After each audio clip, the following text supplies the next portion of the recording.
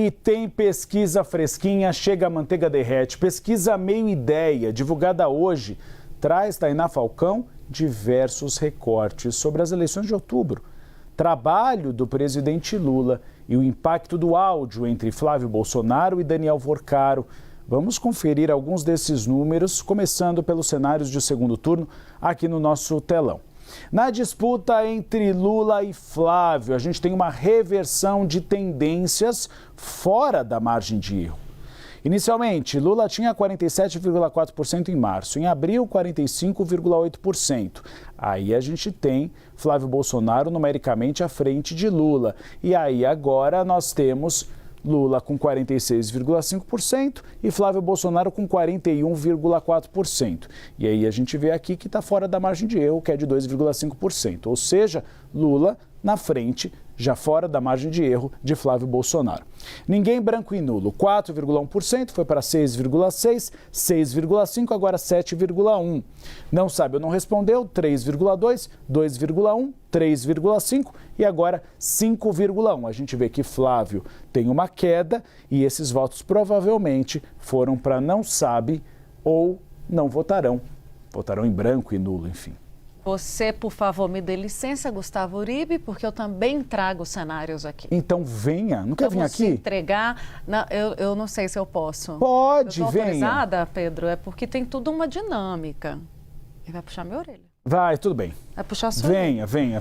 Fui eu não, hein, Pedro? Porque aqui a gente consegue explicar melhor com o telão. Calma, pausa para arrumar o salto. Isso. Olha aqui, vamos para Lula e Ronaldo Caiado. Ai, como fica bom assim, hein, Gustavo? Fica, a gente aponta o número, isso. Vamos, gente, põe aí Caiado e Lula para a gente ver como é que fica a situação. O Lula fica na frente com 46,5% dos votos, aí vai para 45, 44, caiu bem pouquinho aqui, vai para 46, então, retomando o fôlego agora em maio. Aí o Caiado tá com 37 ali em março, 37,5%, 39% em abril, em maio vai para 40%, vai subindo, portanto, o Caiado e consegue estabilizar em 40% agora no dia 28 de maio. Para quem não sabe, ninguém vai votar em ninguém, branco, vai anular voto, fica de 11,1% para 12%, caindo agora em maio para 8,4%, 7% também, portanto, diminuindo aquela margem de quem não tinha candidato. Não sabem, não respondeu lá embaixo, 5% em março, em abril 4%, em maio 6,9%, 28 de maio fechando, portanto, também com 7% aqueles que não souberam ou não quiseram responder. Importante ressaltar, Lula segue sempre na margem de erro, mas não, Ronaldo Caiado de 37 para 40 cresceu do que se esperava antes, fora da margem de erro. Quem vem aí? Zema. Vamos ver a disputa entre Luiz Inácio Lula da Silva e Romeu Zema. Nessa disputa que nós temos com o ex-governador de Minas Gerais, Lula 46,1, 44,7, 44, 46. Ele oscila dentro da margem de erro. Romeu Zema, 38, 38,7, 39, agora 37. Também fica na margem de erro, ou seja, ele não teve nem crescimento nem queda. Brancos ou nulos, 10,7, 9,3, 9,5, 9%. Não sabe, 5,3, 7,3, 7,5, 8%. Ou seja, de março a maio, a disputa entre Lula e Zema ficou igual, não teve alterações significativas para que houvesse crescimento ou queda. A gente também tem, pela primeira vez, um segundo turno do Lula com a Michele Bolsonaro.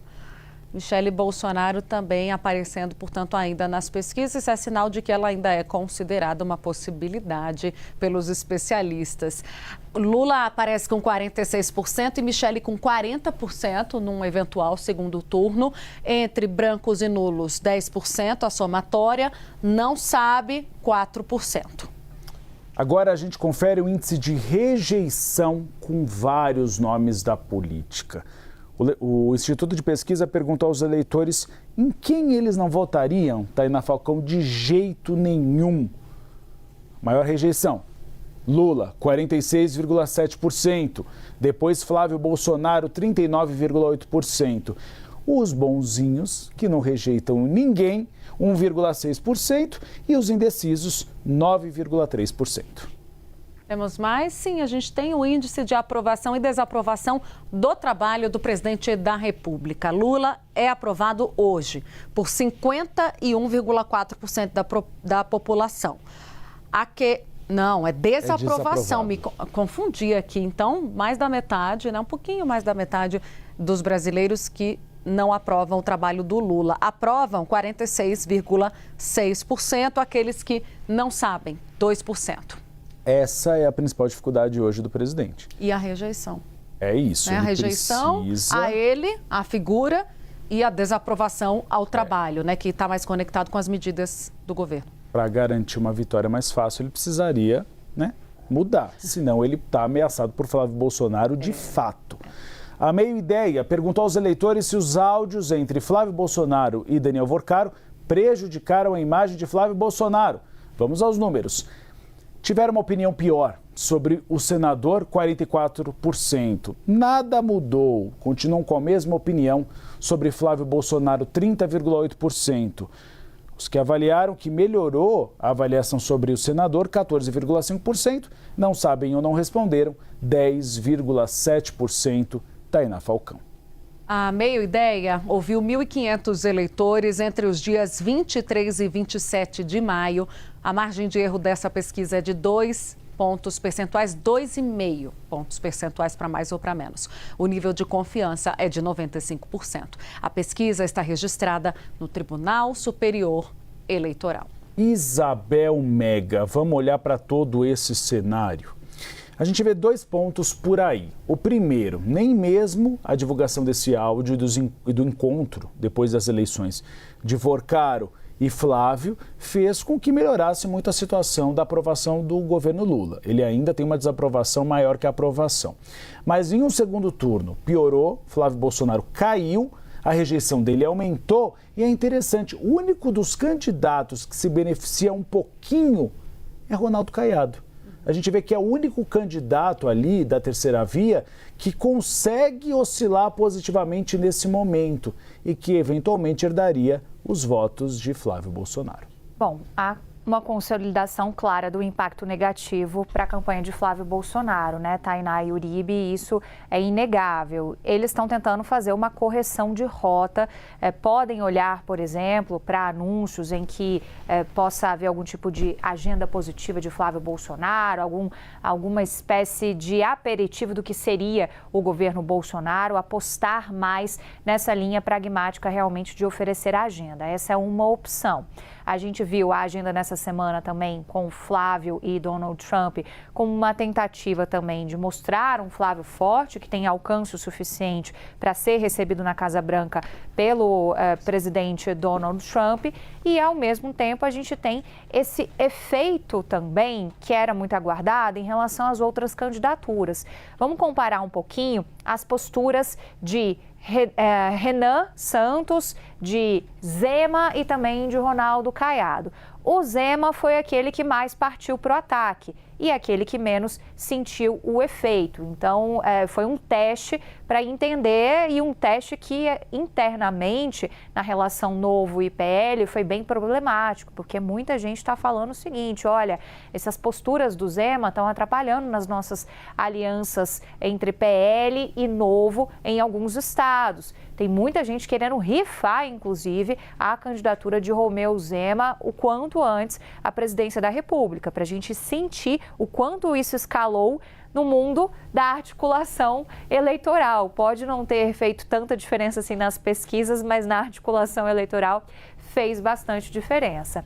Aí o Caiado foi justamente esse candidato que tentou ainda ensaiar um discurso de voto de confiança a Flávio Bolsonaro. Acho que eu resumiria um pouco assim, porque ele não foi para um ataque direto de Flávio Bolsonaro, ele está no vamos aguardar para ver, né, o que ainda pode surgir de desdobramento. Então, ele de todos, ele se destoou, cresceu um pouquinho em relação a isso.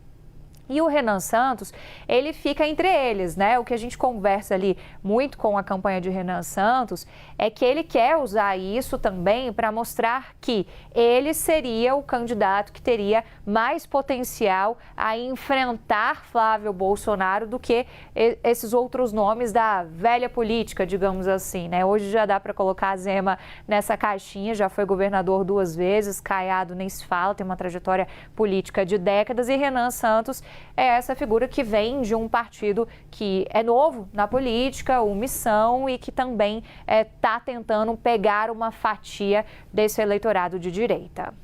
Excelente, Isabel. Vamos colocar a Clarissa na roda para ela trazer análise também, Clarissa, sobre como a direita tem que se reorganizar, ou como tem pensado nessa forma de se reorganizar diante dessa situação do Flávio Bolsonaro. Veja que isso tem sido uma pergunta recorrente nas pesquisas de intenção de voto, né? O abalo da campanha ou da figura de Flávio Bolsonaro, como o eleitor enxerga depois do vazamento dos áudios com Daniel Vorcaro. Não só isso, Clarissa, eu quero te aproveitar também para ouvir o que você conversa com o governo sobre como eles têm pensado estrategicamente em diminuir a rejeição do presidente Lula. Tainá, olha só, o resultado dessa pesquisa, ele dialoga perfeitamente com esses 2 pontos, essas 2 frentes que você está mencionando. A gente tem aí uma direita que não está colhendo os frutos dessa derrocada de Flávio Bolsonaro. A pesquisa mostra com muita clareza que Flávio foi abalado, foi prejudicado. E quando a gente olha para os números mesmo, a gente vê que ele acabou caindo na vala comum no campo da direita. Todos os demais candidatos, claro, com oscilações ali dentro da margem de erro, uma diferença um pouco mais para Caiado, um pouco menos para Zema, mas tudo dentro da margem de erro, passaram a apresentar mais ou menos a mesma faixa de desempenho num eventual segundo turno com o presidente Lula. Então, a não ser que Lula, pelo cenário atual, conseguisse vencer num primeiro turno, qualquer um desses nomes colocados ali, os mais fortes, claro, né? Estou falando de Flávio Bolsonaro, Michele Bolsonaro, Romeu Zema, Ronaldo Caiado, qualquer um desses, qualquer um, passa a ter mais ou menos o mesmo desempenho nas urnas num eventual segundo turno com o presidente Lula, segundo essa pesquisa. Me parece que esse é o ponto-chave para a gente entender o que está acontecendo, então, nessas candidaturas dentro desse campo da direita. O que a gente viu acontecer nas últimas semanas desde esse abalo tão forte na campanha de Flávio Bolsonaro? A gente vê o presidente Lula abocanhar uma parte dos votos que estavam na mão de Flávio Bolsonaro. Isso apareceu com mais clareza em algumas outras pesquisas. E o resto está aí boiando. Voltou para aquela vala comum de não sei para onde eu vou.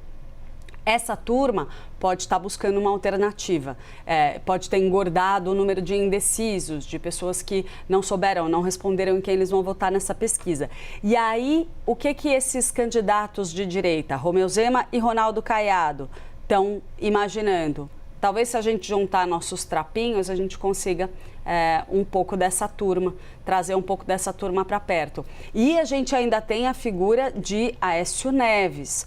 Aécio, pelo PSDB, cogitando uma candidatura presidencial. Por quê?